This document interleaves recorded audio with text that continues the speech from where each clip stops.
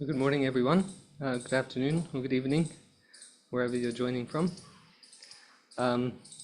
Welcome to Tushita Meditation Center in Delhi. My name's Thubten Tenpa, and I'll be leading this session this morning, where we'll be doing a guided analytical meditation on the stages of the path. So today our topic of focus will be the refuge in Buddha, Dharma, Sangha, the three rare sublime ones. So first we'll just take some moments to settle in to our environment. So the place where we've chosen or been given the opportunity to do this session, making sure it's as free from distraction and as bright and airy as one can make it, so that it's as conducive for this session as possible, so we can maintain our attention. Then, having found a suitable seated place, either on a chair or on a cushion on the floor, so just sitting on the floor, adopt the lotus position, cross-leg position, with the legs crossed in whichever way is most comfortable for you. Again, so that you can complete this session without having to move, if possible. If you're seated on a chair, having your legs hip-width distance apart, the legs straight but bent at a right angle, with the feet flat on the floor. You can use a cushion if the chair is too high, and just sit slightly forward on the chair, not resting back. So then, wherever you're seated, just keep your back up straight, with your shoulders back, but relaxed. Your head also straight, tilted slightly forwards.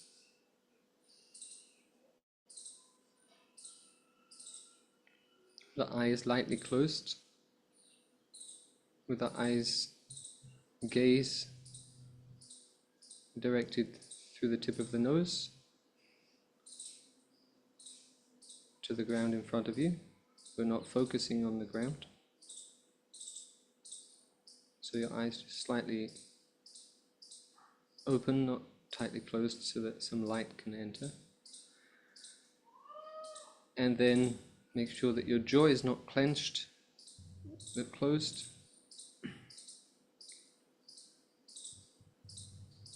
And the hands resting in your lap, palms facing up, the right hand over the left, and the arms rounded with the elbows pointing outwards.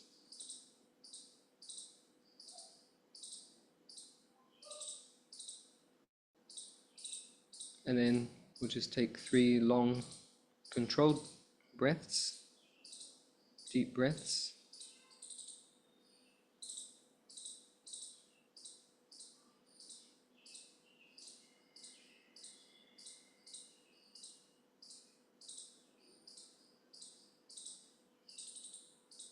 Inhaling and exhaling as much as full capacity of your lungs as possible.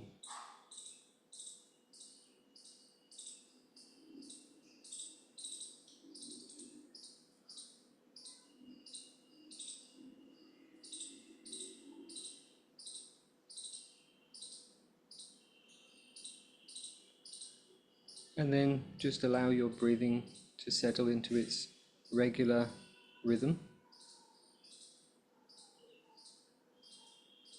And just bring your attention to your breath gently.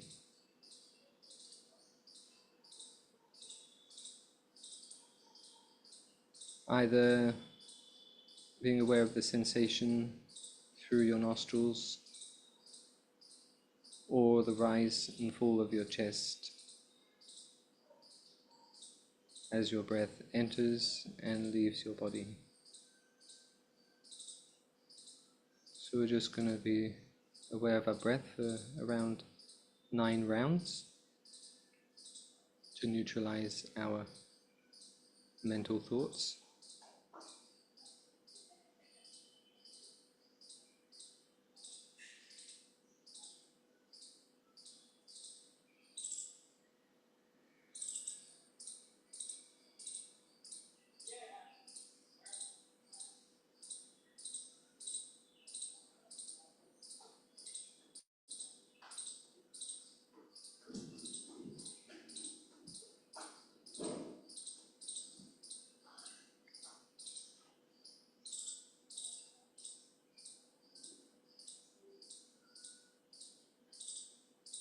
So whatever distractions arise, be they sounds or mental wanderings, just don't grasp onto them. Merely recognize their appearance and just gently bring your attention back to your breathing.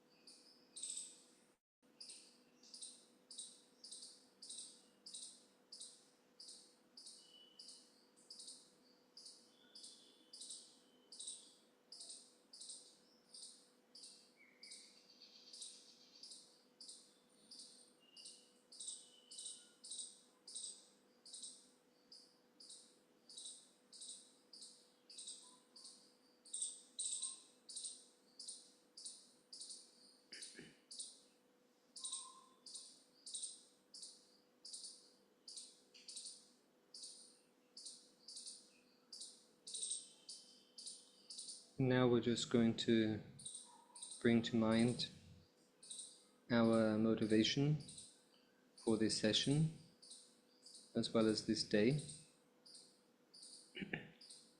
making sure that it's a positive motivation.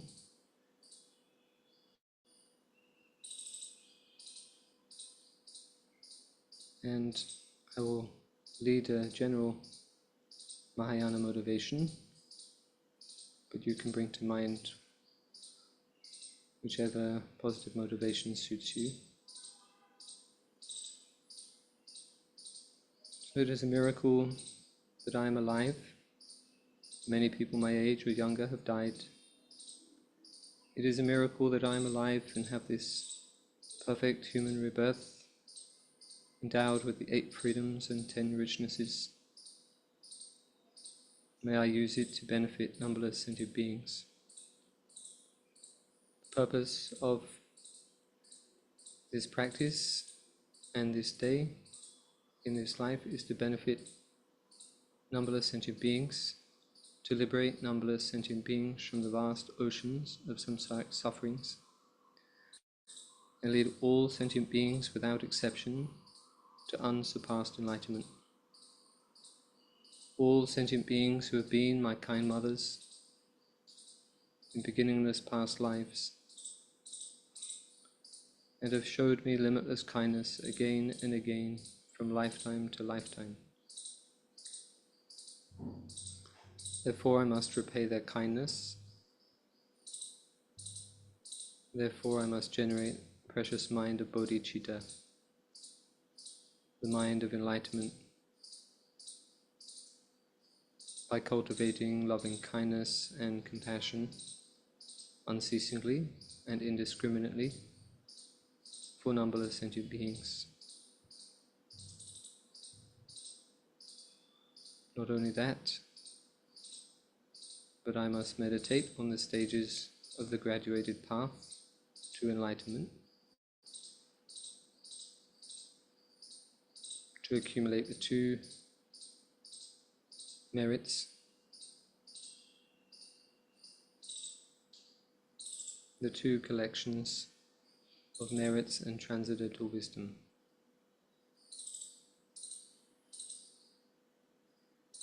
Today I'm going to focus and meditate on the Buddha, the Dharma, and the Sangha as worthy objects of refuge in order to accomplish this aim. And with our motivation,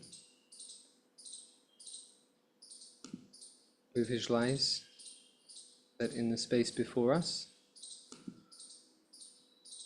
arises Guru Shakyamuni Buddha. His nature is of light, positioned the level of the crown of our head, approximately one body length distance in the space before us. A broad square-based platform supported by 8 snow lines, representing the 8 bodhisattvas. Their nature is also of light. Upon that is a variegated, beautifully colored lotus, its petals outspread. And upon that is a sun and a moon disk lying flat. And upon that rests the holy form of Guru Shakyamuni Buddha, his body the essence of golden light.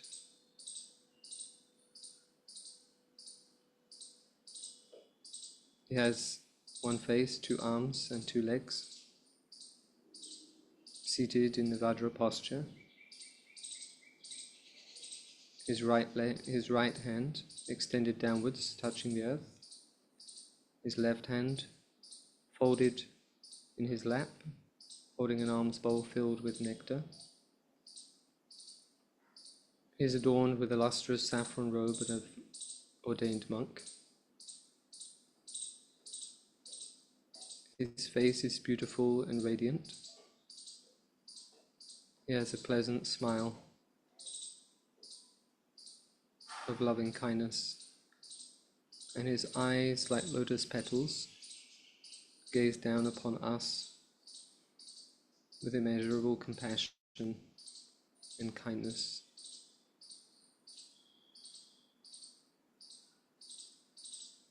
His hair is arranged in curls,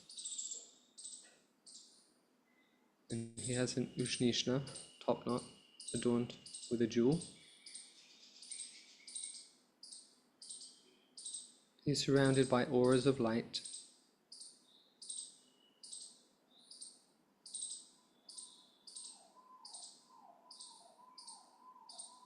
And he is completely satiated by our motivation and our intention to engage in this meditation on the stages of the path.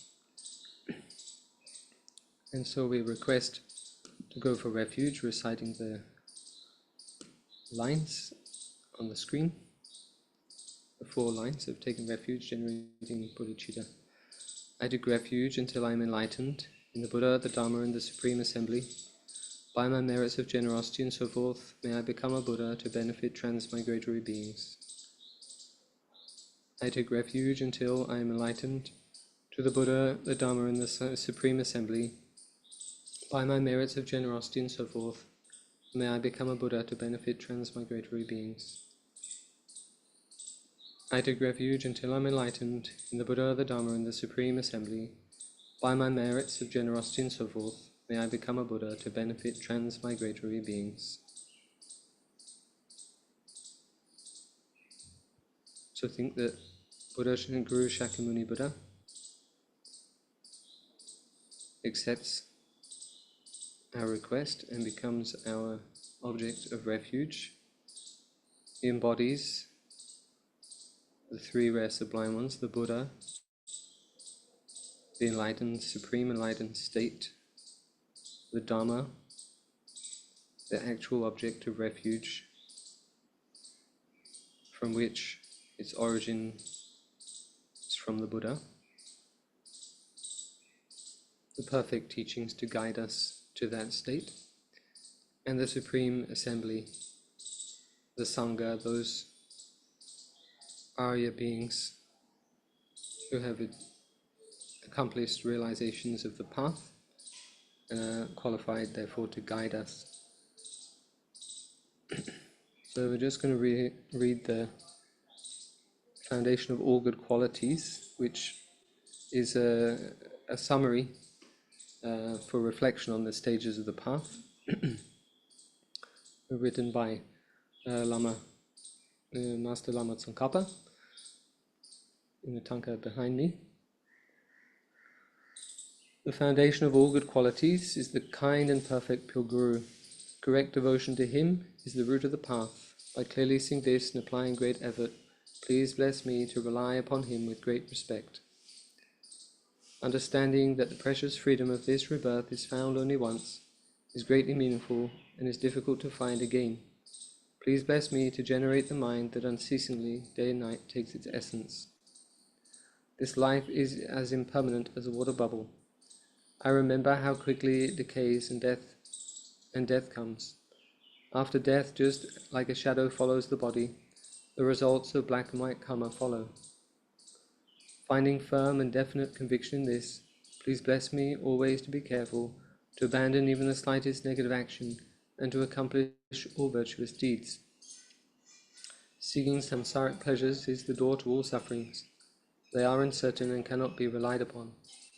Recognizing these shortcomings, please bless me to generate a strong wish for the bliss of liberation.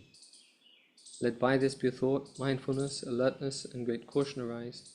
The root of the teachings is keeping the Pradamoksha vows.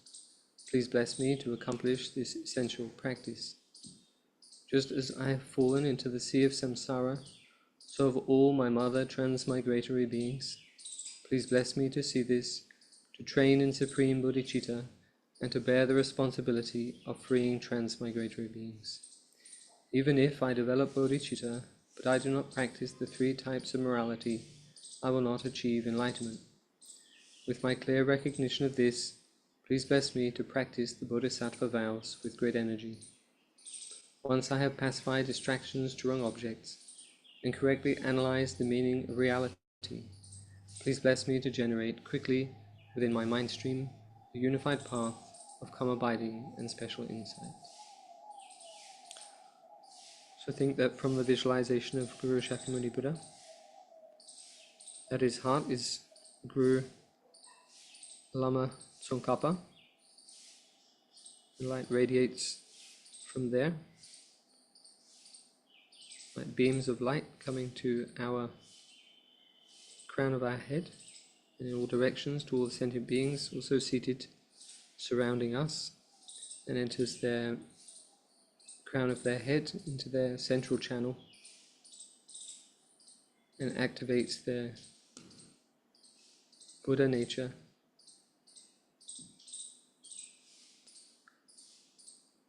And now just bring your attention back to your breath, and now we'll bring our attention on riding on this base of our attention, focusing on the Buddha, Dharma, Sangha. So why we take refuge? What is the need for taking refuge? So as we meditated, analyzed in the previous session, about the three lower realms,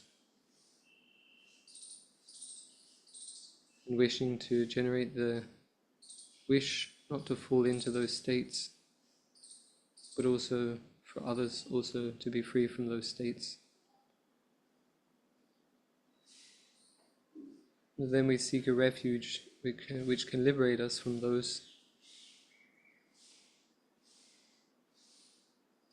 We try to generate conviction in the Buddha, the Dharma and Sangha as the perfect object of refuge. Why is that? The Buddha, in its nature, is the completely purified state, free of all obscurations, negativities, wrong views, the completion of all the realizations of reality. The Buddha meaning awakened one. His nature is completely free of stain, liberated from samsara.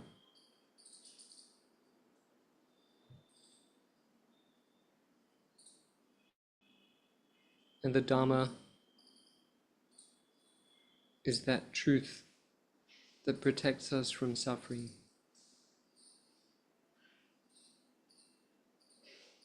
which transforms our mind,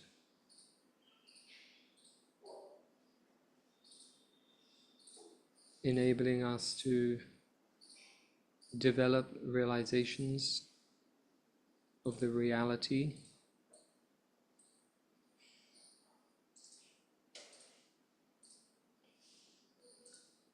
and the path in which to achieve the state of Buddhahood.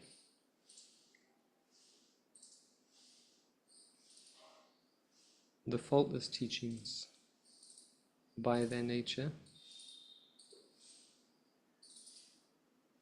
that which is fault is non-dharma.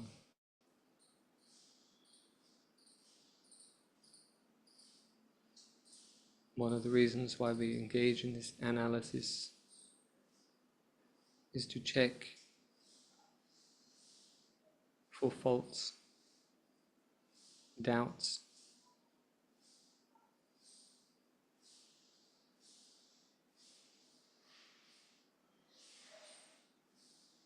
so that we can generate conviction based on reason and analysis rather than blind faith, which can easily be disturbed and shaken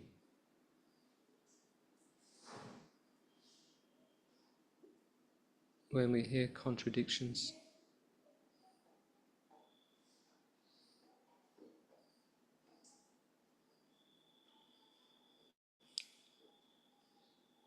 And the Sangha, the Supreme Assembly, those beings who have already gone forth on the path and developed realizations of the true nature of reality, qualified therefore to guide those of a lower state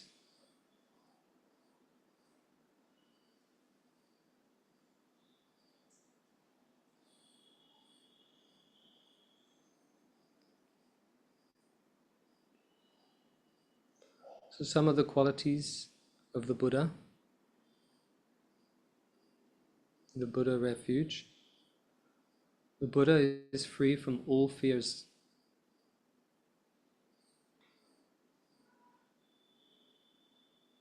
Completely fearless due to knowing reality. Fear only arises from misunderstanding the true nature of phenomena. The Buddha has a skillful means to free others from fear with the literal teachings and the interpreted teachings based on the dispositions of those seeking liberation.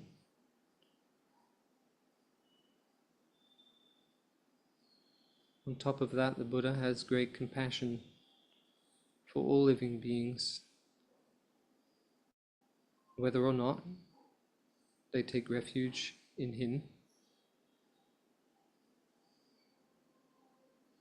whether or not they take refuge in the three rare sublime ones.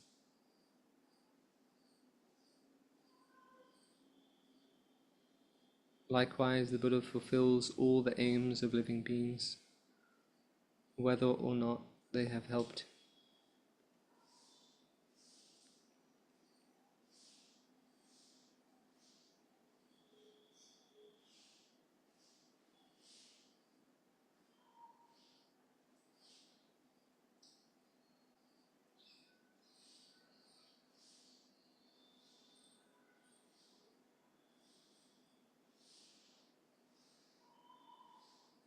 The outer Buddha is the omniscient one, the awakened one.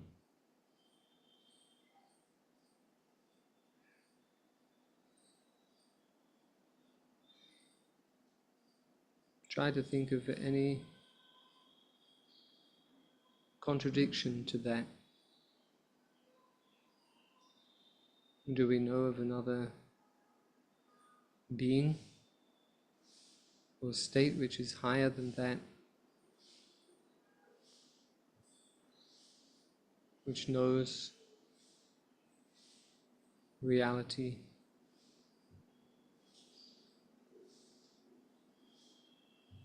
omniscient?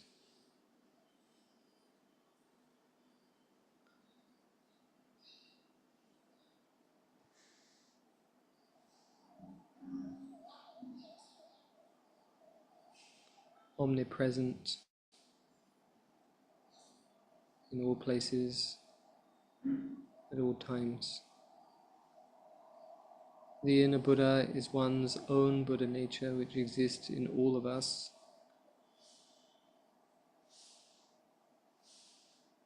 Also known as the potential for awakening. As Siddhartha Gautama achieved that state of Buddhahood, likewise do each and every one of us.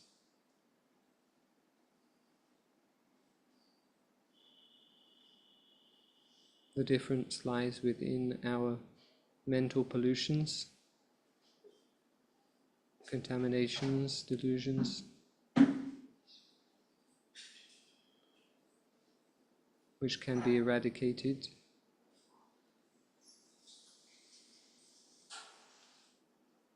through contemplation on the Dharma, the teachings of the awakened one.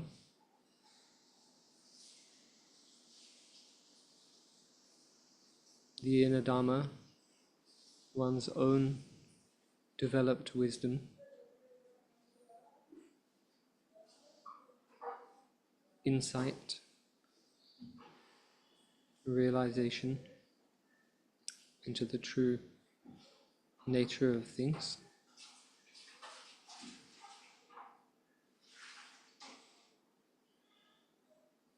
which we encounter depending upon the Sangha refuge, the outer Sangha being the Arya beings, and the spiritual community who inspire us.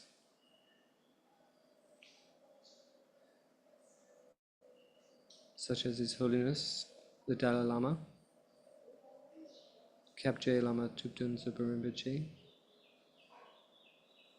Lama Yeshe, and other teachers who have attained insight at a minimum into the nature of phenomena. And the inner Sangha is each one of our own determination or bodhicitta mind, seeking enlightenment, liberation, at the least for ourselves,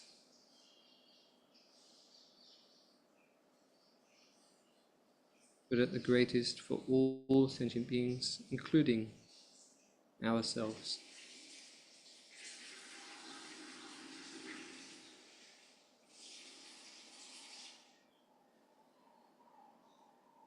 So just take a moment to reflect on the three refuges.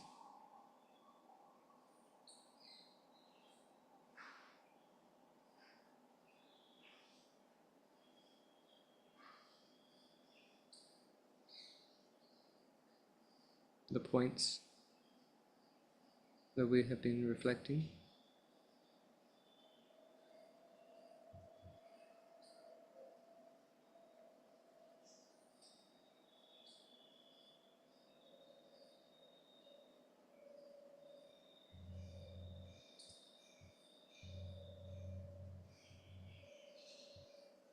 Hopefully one generates great inspiration to take refuge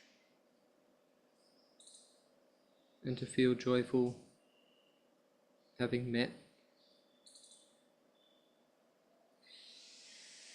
with these three objects of refuge.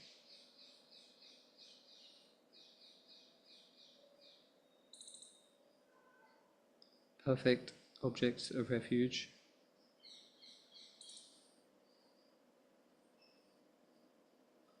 And generating a strong wish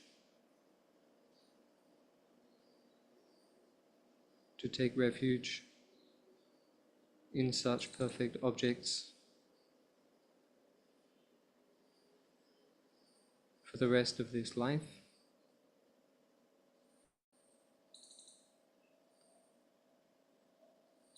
Or at best, till we achieve the awakened state ourselves. And so with that we dedicate. Please bless me and all sentient beings to fear the burning fire of the three lower realms of suffering, to take heartfelt refuge in the three precious gems, and to continue putting enthusiastic effort into the practice of abandoning negativities and accumulating virtuous deeds. Due to these merits, may I quickly attain Buddhahood and lead all living beings, without exception, to that enlightened state. And then we just seal and dedicate our merits in emptiness, that they may never be destroyed until we achieve that awakened state. Due to the past, present, future merits collected by me, the numberless Buddhas, Bodhisattvas, and the numberless sentient beings who do not exist from their own side, but exist in mere name. May the I, who does not exist from my own side, but exists in the mere name, merely labeled by the mind, lead all the sentient beings who do not exist from their own side. They exist in mere name.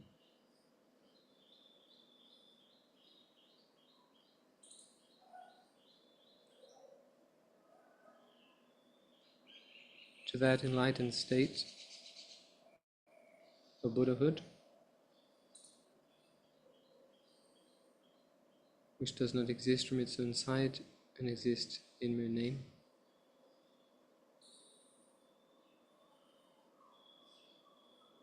By myself alone,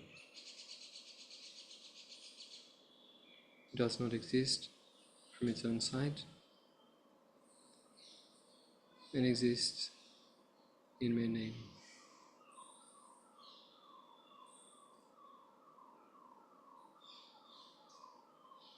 thank you all for joining, and please thank yourselves and rejoice in taking this time, generating a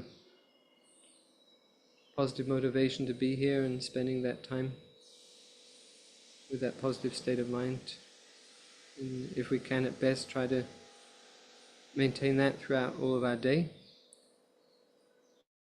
Also trying to keep in mind our thought of refuge,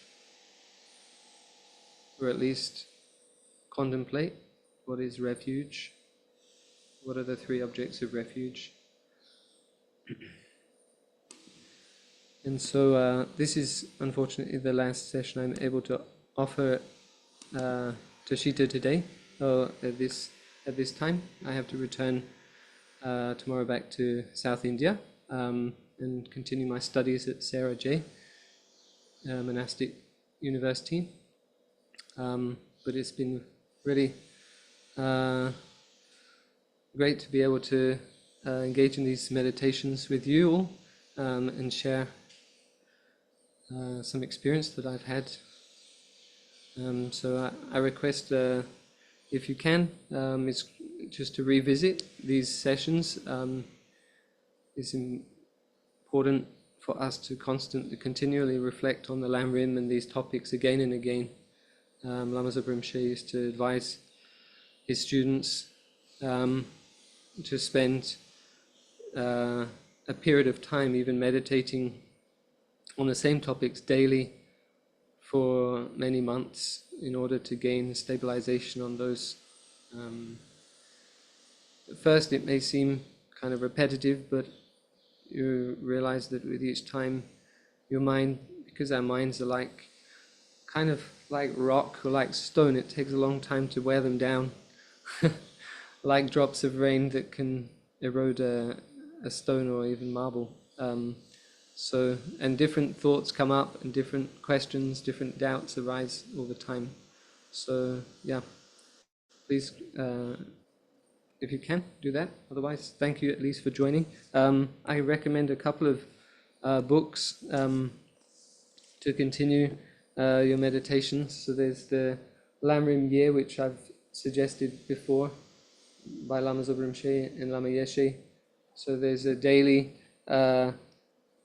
passage of the Lamrim on a particular topic, and then at the end it gives some points for meditation and analysis, so that you can do a different one every day. And then again at the end of that year you can then do it again and again and again until you become so familiar one day you're gone. And then another one is the Guided Buddhist Meditations by Thubten. So this is also a good guide. It goes through all the steps. And then there's also the new How to Meditate, I think it's How to Meditate, or the Power Meditation by Khabje Lama Tsong-Khapa. So that's also available by Wisdom Publications, but it's available also on Amazon. So for any of you who live in Delhi and able to come to the center, there's a library here with lots of wonderful books that you can borrow or come and read at your leisure. So yeah, please feel free to do that. Yeah, there's lots of books by, any books I can recommend by Lama Tsong-Khapa and Lama Yeshe, you won't regret getting hold of them and spending your time reading through them. That's where I started and became hooked by the Mahayana Buddhism, and also books by His Holiness 14th Dalai Lama, of course. So yeah, so thank you all for joining. So I have just read some messages in the chat. So yes, thank you to Samista and Umila Ramakrishna. Thank you, and I'm glad to have brought some benefit to you. And thank you also to Sucheta Teneti. And so yeah, as I've just mentioned those books, you can also, some of the books I've mentioned, I've asked them to put in the descriptions of the meditations. so you can also find them there.